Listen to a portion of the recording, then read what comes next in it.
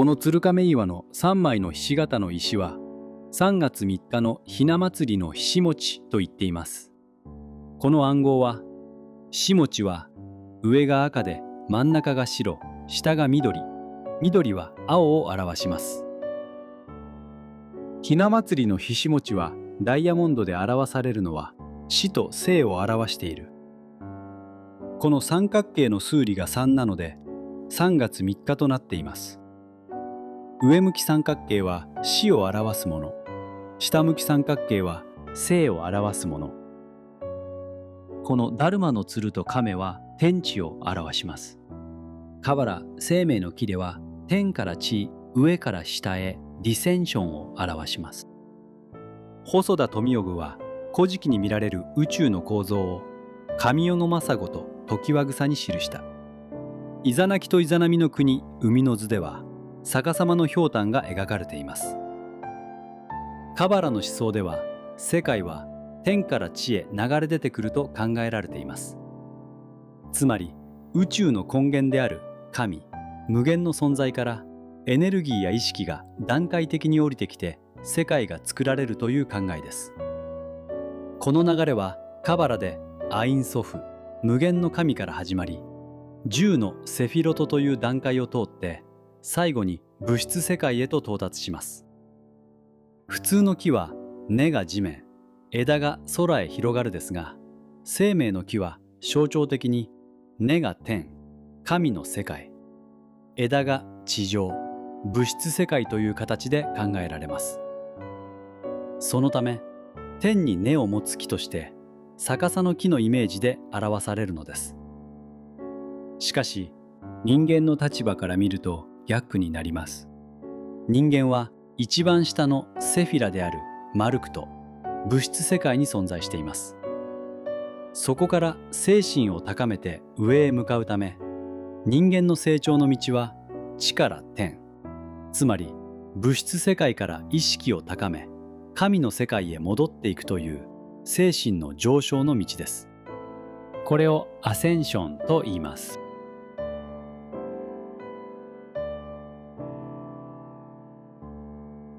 ひょうたんは下の九、地、亀、大地、根源、くびれ、境界、通路、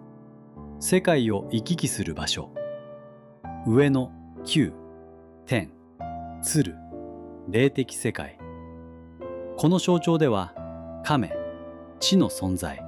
鶴、天に昇る存在という対比になります。ひし餅とだるまに見られる色と配置は、これは人間の視点における天地の秩序、すなわち上が天で鶴、赤、下が地で亀、青を表しています。この構造は日本の神社参拝の動線とも一致します。人は鳥居をくぐり、参道を進み拝殿へ至る。この過程は地から天へ向かう上昇運動です。しかし、本質はその帰りにあります。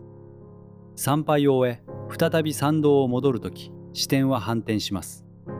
ここで人間は神の側から世界を見る立場へと移行します。この時、天地は逆転する。上はもはや鶴ではなく亀となり、下は亀ではなく鶴となる。これはカバラ生命の木の構造と細田富信が説いた逆さまのひょうたんが上から下へとエネルギーが流れる形ですが、神の視点、すなわち天から地への働きを表現します。つまり、行きは人が神へ向かう道、帰りは信心合一をされた状態になります。ひし餅とだるまは人間視点を表しているのです。現在のフランス国旗、いわゆる三色旗のトリコロールは、天、地、人の自由、平等、博愛を示すという。アメリカは1776年にイギリスからの独立を宣言。かたやフランスでは1789年に革命が起こった。革命にあたって彼らが人権宣言とともに掲げたのが自由と平等と博愛、友愛である。フランス国旗のトリコロールカラー、青、白、赤はこのスローガンを象徴。同様に擬人化したのが女神のマリアンヌで、これが世に言う自由の女神である。マリアンヌと自由の女神の関係。フランス革命の象徴としての女性像はマリアンヌです。彼女は共和国や自由を擬人化した存在であり、民衆の理想を体現する象徴です。一方で、一般に自由の女神と呼ばれる像は自由の女神像であり、これはフランスからアメリカへ送られた記念碑。設計者フレデリック・オーギュスト・バルトルディはマリアンヌ的イメージを背景に持ちながら制作しています。自由の女神像はフランスからアメリカへ送られた記念碑1875年に建設が決定され、1886年に完成。アメリカ独立100周年を記念する象徴として制作された自由の女神像には、光を掲げる女性、啓蒙、光明、王冠の放射状の7つの光、普遍性、世界、鎖からの解放、自由、解放といったモチーフが見られます。自由の女神の台座の銘文にはこう書かれている。1884年8月5日、この地において世界を照らす自由像の台座礎石は、ニューヨーク州メイソンのグランドマスター、ウィリアム・ A ・ブロディによる儀式を行って設置された。この銘板は、かの歴史的な事件の100周年を記念して、ニューヨークのメイソンによって捧げられた。写真は、ニューヨークの自由の女神が立つ台座の部分にはめられている記念板だが、そこにはしっかりと、フランスのメイソンからアメリカのメイソンに送られた旨をシンボルマークとともに記載している。アメリカ合衆国を建国したのはフリーメイソンであり、フランス革命を支援したのもフリーメイソンである。明治維新、ロシアも同様に革命と呼ばれるものの背景には必ずフリーメイソンがおり、その本質を知るには隠された英知を探ることである。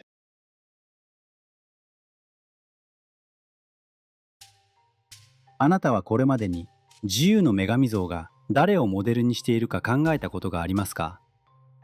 ローマ神話に登場するリベルタスだと言われています。ラテン語で自由、独立、解放を意味する言葉です。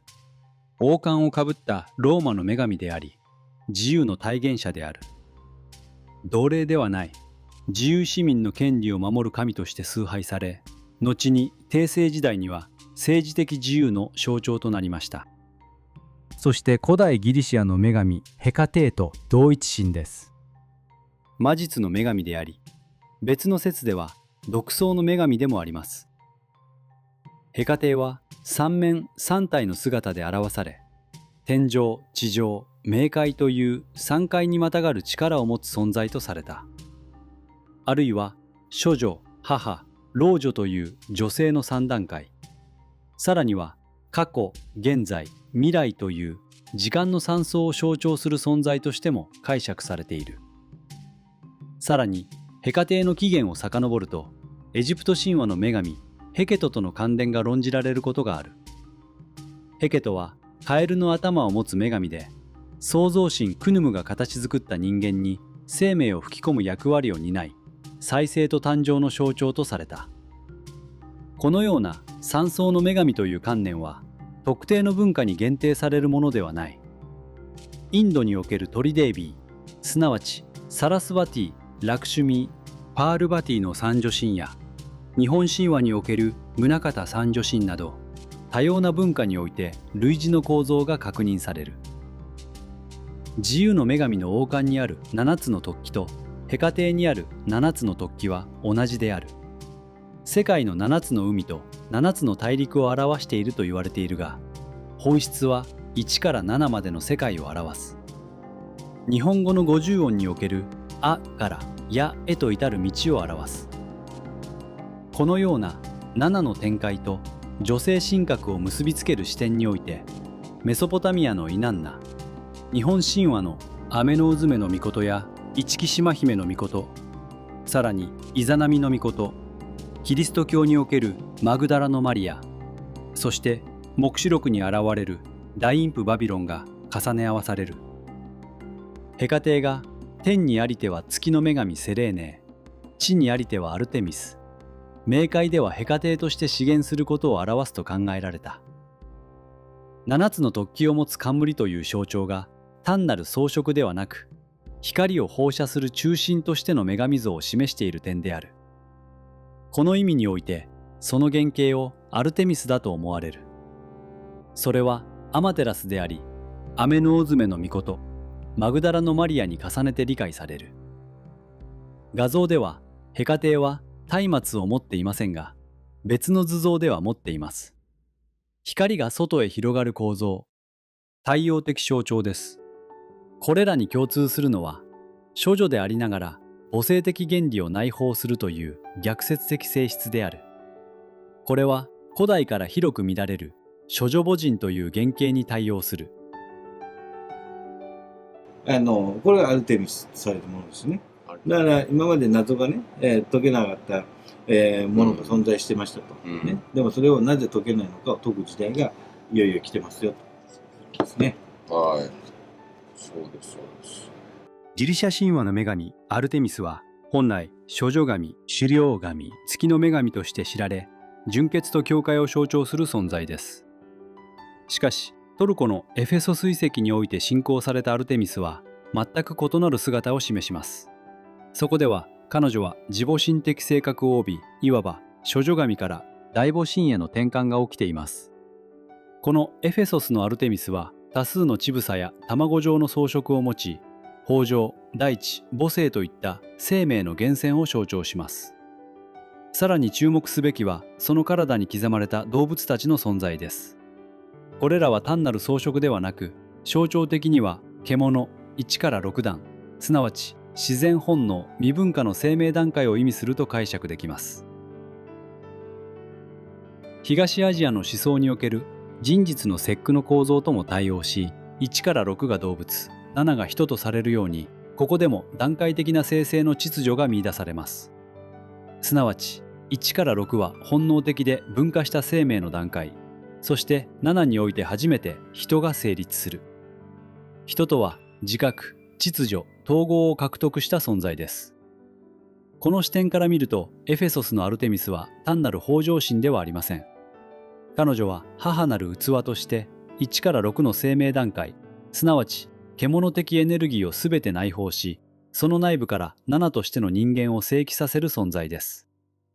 つまり、ギリシャ的アルテミスが分離と純潔を象徴するのに対し、エフェソスのアルテミスは統合と生成を体現しています。両者は対立ではなく、むしろ一つの連続した原理の異なる段階とも言えるでしょう。このようにエフェソスのアルテミス像は獣1から6を内包しながら人7を生み出す宇宙的母体として人間存在の起源と構造を象徴的に示しているのです。このような心臓の背景にはより古層の宗教観が存在します。古代メソポタミアにおいて神とは本質的に重心、すなわち動物的性質を帯びた存在でした。例えばシュメール神話のニンフルサグは獣の頭と鳥の体を持つ存在として語られ、風神イムドゥグドゥフとも結びつきます。ニンフルサグとはニン、シュ、フ、鳥、ウル、動物、サグ、頭のことで、動物、ライオンあるいは犬の頭を持つ鳥、つまりワシの姿をした種を意味する。また、イムドゥグドゥフとは、イム、風、ドゥグドゥ、旋風、フ、鳥のことで、旋風を巻き起こす鳥、ワシを意味するそうです。この動物と人の融合という神の原型は、やがて古代エジプトの動物同神やインドの牛頭神、さらには中央アジアや日本の信仰にも広がっていきます。神の使いとしての鹿が日本の春日信仰に残るのもその系譜の一端と言えるでしょう。当時の人々は災いをもたらす獣は神の使いであり、神がその意志を示すために地上に使わした存在と考えました。自然の神秘や脅威を形にする中で、人々は動物を擬人化したのです。日本各地の大鳥神社で祀られる雨の日鷲の命は、おとり様とも呼ばれ、また大和尊の命とともに信仰されてきた神です。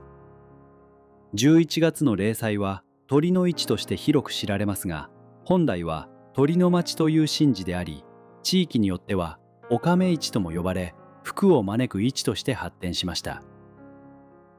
この信仰の起源は神話的時間にまで遡ります。天照大神が天の岩戸に隠れた際、雨のうずめの命が舞を舞い、神々が集う中で元を司る神のもとにわしが舞い降りたと伝えられます。岩戸が開かれ、再び光が戻ったこの瞬間、わしは世を明るくする随長とされ、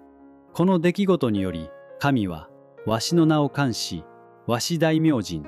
すなわち雨の日わしの命と称されるようになりました。さらに中世においてこの信仰は仏教的要素と結びつきます。鎌倉時代、日蓮が国家安穏を祈願した際、明星、すなわち金星が異変を示し、霊言として顕現したのがわし妙見大菩薩と伝えられます。この神は七葉の冠をいただき、宝剣を掲げ、わしの背に立つ姿で現れ、わし大明神、あるいはおとり様として信仰されました。この妙見菩薩は北斗七星と北極星の信仰が仏教化された存在であり、特に第七星である破軍星と結びつきます。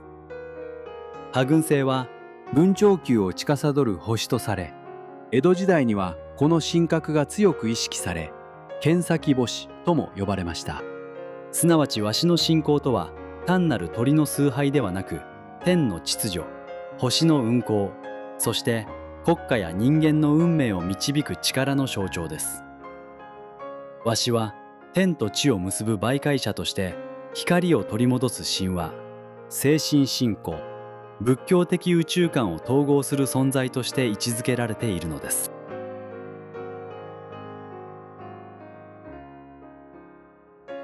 前回の動画で紹介した大本の裏神業、久保治氏著書「牛虎の根人国床たちの命」に記されていた。芦原至高の神大国主の命は大和朝廷に祀られることを条件に黄泉の国に降りた。そこではイザナミ神と同様に醜い姿を取られていたのである。よって日本書紀では芦原至高の神のことを芦原至高の神と表記している。だが実はこの神こそが黄泉狼なのである。また醜という字は鳥と鬼に分解されるが、ここで注意しておきたいことがある。それは鬼という字である。つまり芦原至高の神がよみがえって牛虎鬼門大金神となるのだ。そしてその実態こそがイザナミ狼なのである。黄泉国に落ちたイザナミ狼は、そこで魔界の者どもをことむけやわし、精神界の神業に目を向けさせるという語訳を遂行されていたのである。いや、魔界の総大将がイザナミ狼であるとも言えよう。その神がよみがえることによって魔界の力で限界の大掃除をし、降臨してくるイザナギ狼と一体化することによって主神になるのである。そしてその神の統治される世こそが弥勒の世なのであろう。我々の神業はイザナミの神業であって、そこにイザナギが降りるのだ。元隋両神系の神々が合体することによって重大な何かが達成されるのであるとある。そして泉田瑞賢氏著書「出口生死と一輪の仕組み」ではこのようなことが記されている。神事断片裏の大元。霊界限界と神人合一して無限の権力を発揮し、牛虎を刺さねばならぬ。牛虎とは一輪の秘密。秘密とは秘密にして、すなわち神人合一の神法なり。最後の一輪の仕組みとして、趙の年月隠し置いたる神法をいよいよ表に表す時が来た。